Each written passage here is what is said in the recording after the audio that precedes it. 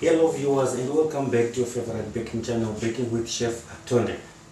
Today we are going to do a delicacy. It's a Portuguese delicacy called pastéis de natas. So these are just like mini tarts. It's tartlets of Portuguese origin. So it's a Portuguese delicacy. So for starters, what are we going to do? We're going to use our homemade puff pastry. So we're going to be putting our homemade puff pastry to the test. So we start by making the bases. So we're going to make our bases into this shape. So it's a cupcake tray, cupcake shape. So we're going to be making our bases in here using our homemade puff pastry. So that puff pastry we were doing in the previous episodes, we are going to put it to the test and see and compare it to the one that is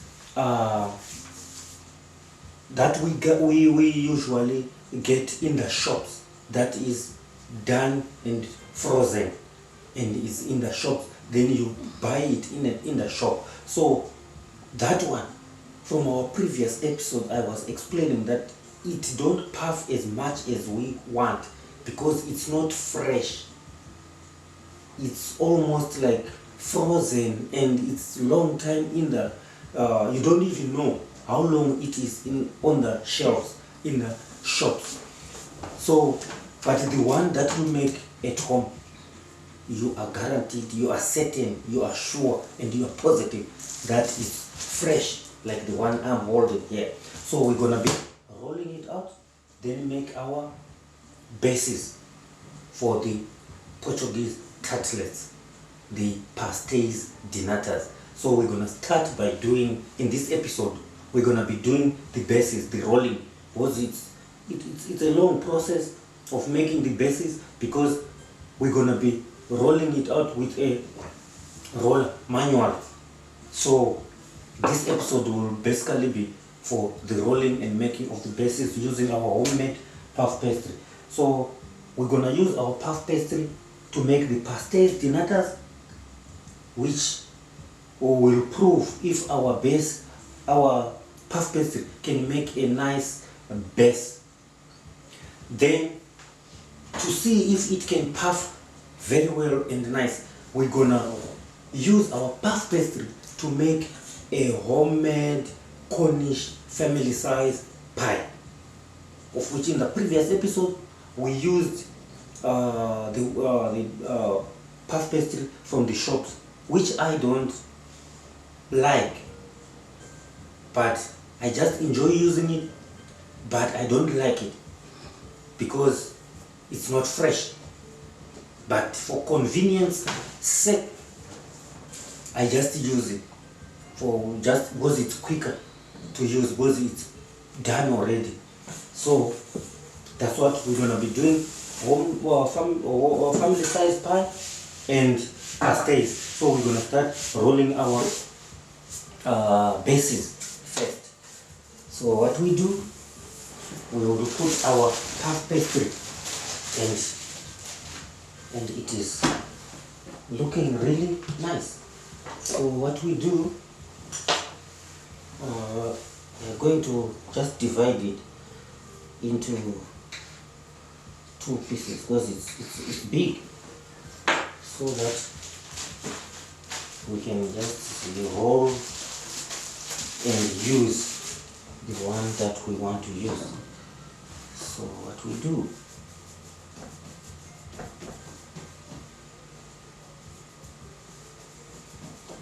so we roll it up. It's a nice puff pastry.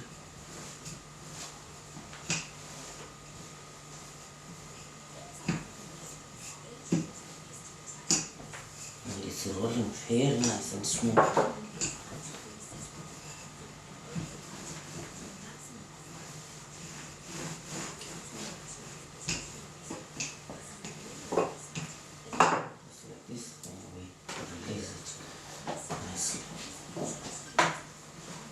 So we're gonna start with the pastéis. So we need to make small bases in here. So we just trace just so that they don't stick.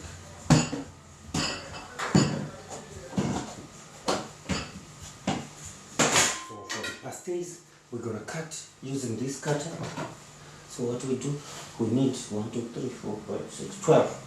So we need to cut 12 pieces, 12 units.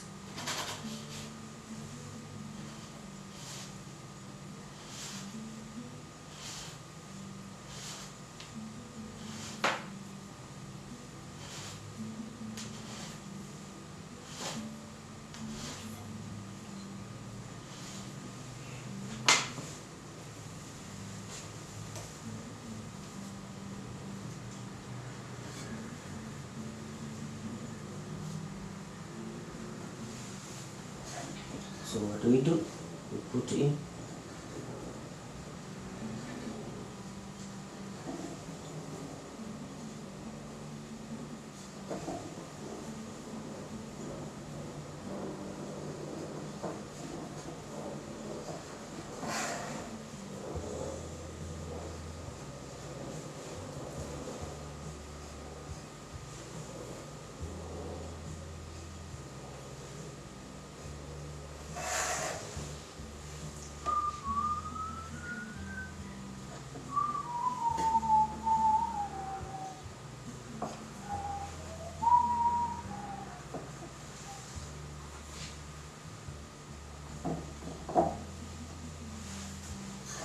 So what do? We press and make little, because we're gonna be pouring the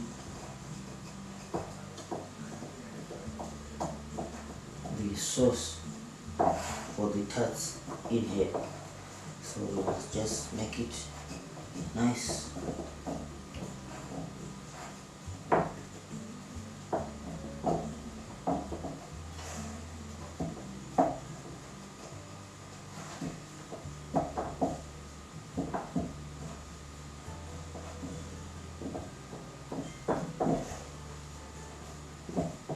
So with puff paste, you can do a lot.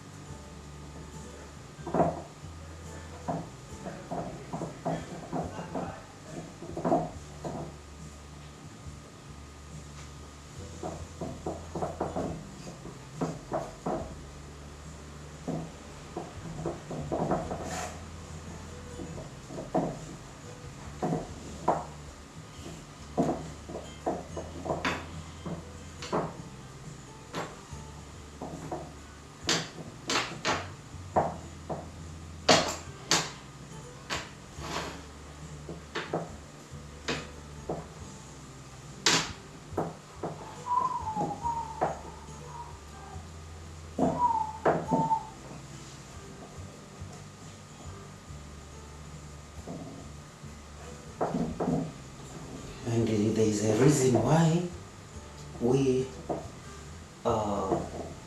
try to show you everything without any edits. These are raw baking videos because we just want to be unique, because we discover that everyone who are trying to showcase their baking skills, they just show you things putting together another, and most of the people, they edit those things and they do other things behind the camera. Then you just see the end product. But we try to make these videos as raw and very organic. as we can, so that you can see you don't doubt anything.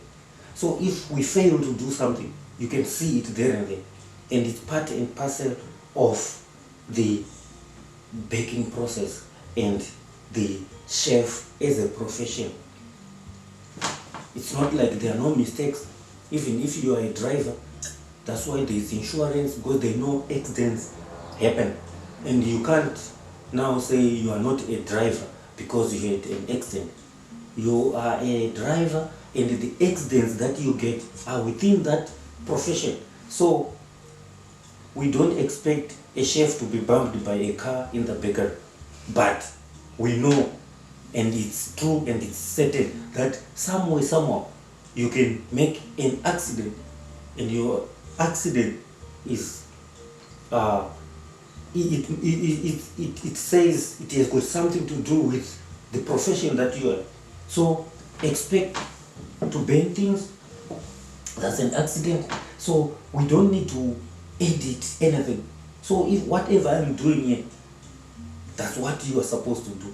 That's what you do. So that's why in the beginning, if you go to our other episodes when we were starting, then I tried to explain the uniqueness of our channel, why we think this channel is unique, because we don't want to edit. That's why even these videos, you can see they can be very long, or they are longer than most of the videos you can see on the internet. Why? Because they are raw. So that's our uniqueness. We are unique in that. So there is our tartlet basis for pastéis de natas. So what we do now, for the pie, we're gonna do it in a separate episode. The reason being, I don't want cross-contamination, because this is a tart, it's a sweet dish, it's a sweet delicacy. So as much as we use the same ingredients or same things for making the base, we use the same pastry, but it's a different dish. So we're not going to be doing the pie in this episode, in this same, but we're going to do the family size pie separately because of cross-contamination, which is one other thing that you must be careful when you are cooking, because you work with a lot of different delicacies. So you don't want to cross-contaminate your product. So a sweet dish must be a sweet dish on its own. If you are making rye breads and normal bread, there mustn't be contamination, because you make people sick, because other people, they don't even want the white flour. So it mustn't even touch their breads or their product because of the gluten. So other people are recommended to eat gluten-free breads or gluten-free product. So if you contaminate, you make people sick, which is a health hazard. So I will, it's one of the things that I was supposed to stress as a point, that try by all means to prevent cross-contamination within your product. When you are making, you are crossing over from one product to another, make sure you clean and, if possible, sanitize the working area. So I don't want to cross-contaminate these two products. They are totally different. A Portuguese tartlet, a pastéis de nata, and a Cornish family size pie. So I will start with what I started already, the pastéis. So we're gonna go pastéis all the way in this episode. So we made our bases, then we can put them away just for them to cool down in the fridge. Then we cross over. We want to make the filling now for the pastéis.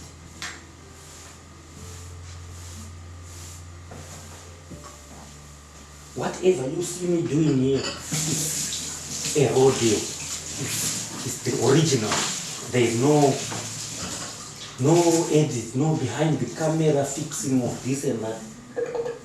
If I make a mistake here, you can be able to see it, and so that you, when you are doing, you have the privilege of referring to these videos. Then you don't make the same mistake.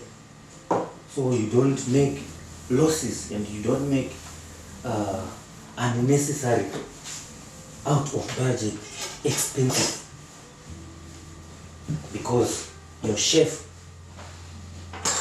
is making the mistakes for you. So we are now preparing to make the pastéis de nata, the filling, which is the important part of the pastéis. Everything else, I'll put the stove on. Everything else is easy. Yeah. So in the next episode, I will be showing you how to do the pastéis de nata filling. So for now, I have to just prepare all the things necessary. Then I'll see you in the next episode when we will be doing the filling and the pastéis de natas.